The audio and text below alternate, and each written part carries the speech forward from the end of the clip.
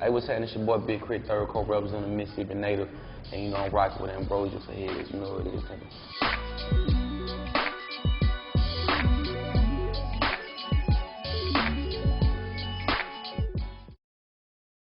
First piece of music I ever bought with my own money, it would have to be Silk the Shocker Charges to the Game, man. That was the first year. I went to FYE in the mall, and I copped that. That was crazy. The cases was just such an item to have. Like, everybody had, you know, the Lad Don case and P-hand moving and stuff. And I don't know, I had the opportunity. I got my pop like, man, I'm going to give you some bread. You go cop whatever you want. And I went in and got, you know, Silk the Shocker Charge to the Game. Cause don't make it say, oh, we're crazy. And I'm like, man, I'm going to get this. You know, he the youngest of the camp. He doing his thing, too, so. My first favorite rapper. Wow. That's interesting. I do remember being young and being a really big fan of MC Hammer. You know what I'm saying? Because it was like, you know, he was killing it back in the day. You feel me? He had the cartoon and everything like that. So when I was younger, I would have to say that was the only thing that I would say my first rap, I was like, oh man, this is crazy, you know. But as I really got older and started listening to, you know, hip hop for my own enjoyment and getting things from it, I have to say Pac really influenced me a lot. You know, as a youngster, like really listening to a lot of Pac, man. Understanding that a lot of his songs came from poetry, you know what I'm saying, really kind of helped me as far as the kind of writer I am now today. Like, it doesn't have to start off with the hook. I can just go from a phrase or a poem I wrote and then just build up a song from there. He was definitely putting a lot of content that was extremely personal to him and his music, via his mom and what he was going through with that, not being around his father and dealing with people in the streets and the whole being raised around the drugs and things of that nature and stuff I could relate to growing up too, and just wanting to rebel against the machine and be your own man, and man, just growing up and looking at the videos and listening to the content and records like Blasphemy and things like that, like these kind of songs had me like, man, yo, you know what I'm saying? Somebody saying something that they go for what I go through out here. One of the first songs I remember learning all the words to. Wow, man, that's a difficult one. I do remember trying to learn all the words to Do or Die, Pope Pimp. You know what I'm saying? Like, cause that was just like, man, if you do everybody verse, especially Twista verse, you was a dude on the playground and stuff. So I remember that was when I tried to learn. To the Club Up Thugs, Posse Cut.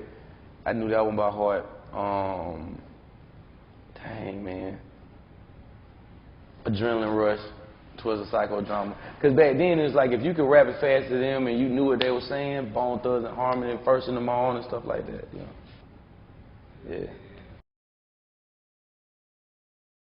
My pops, you know what I'm saying? I remember he had like, I don't know what he had this for, like the old mixers and EQ modules back for the tape cassettes and things back then. And like, it ain't like he really knew what he was doing, but he had those and he was dubbing his own tapes. And I remember he was cleaning out the closet one day and he had old Ghetto Boys tape, you know what I'm saying?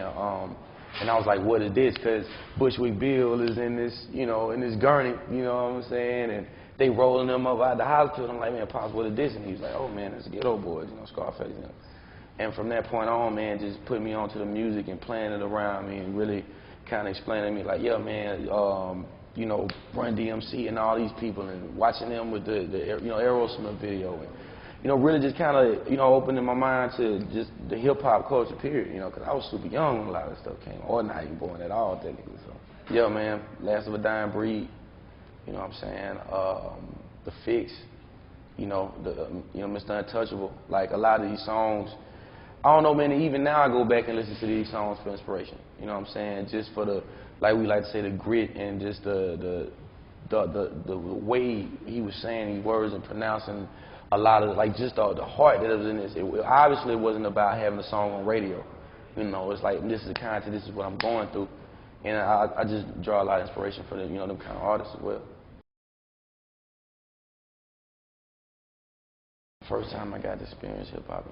I mean, that would have to be with the freestyling aspect, man. You know, being on the corner and all the older cats is going in. And really not being young and not really understanding what the fuss about, and then you get in there and they just going off the dome over an old instrumental or somebody playing something out their car deck. And then you growing up and you want to be in the mix too. and then they let you say your 4 8 bars, and they laugh you off, and then they go back to spinning.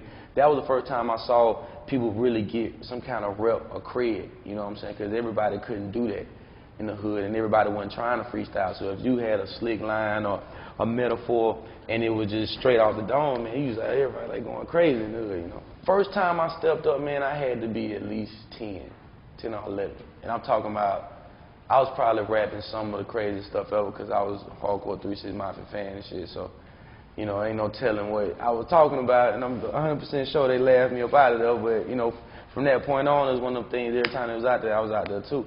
And then I took it from that to actually wanting to record music, you know, because I remember Swisher House, you know what I'm saying, you know, 50-50 Twin, Botany Boys, Bellway 8, They Hell Bro Loose, like all these people. Slim Thug was doing tapes, and they was just freestyling. That's what I had to do, man. I think the first time that I had the opportunity to open, well, headline my first show in Atlanta was 2010, and I performed "Children of the World," and you know, of course, at one point the beat goes off, and people were reciting acapella words with me, and that's when I really just like, okay, this is meant for me. This is what I'm supposed to be doing myself. Because even after all the mixtapes I dropped, and even dropping KRIT was here, still was this like, is this really for me? Based off of just going through so much to get to this point, scared I might be tired by the time anybody ever pay attention. Because I dropped a large body of music before Johnny Shipes ever got the opportunity to really work with me, or Def Jam, and any of these people. So when that happened, I was like, okay, if people want to hear what I got to say, they want to hear honesty, there's room for me now in this game, man. And after that, man, it was like no holds. We got 2000 and beyond. We performed that, being able to do a record like Country Shit, but then have a record like Event, be on 106 & Park. It just proved that you can be yourself, and you know, people will definitely take to it, they can relate to it, and the label will get behind it.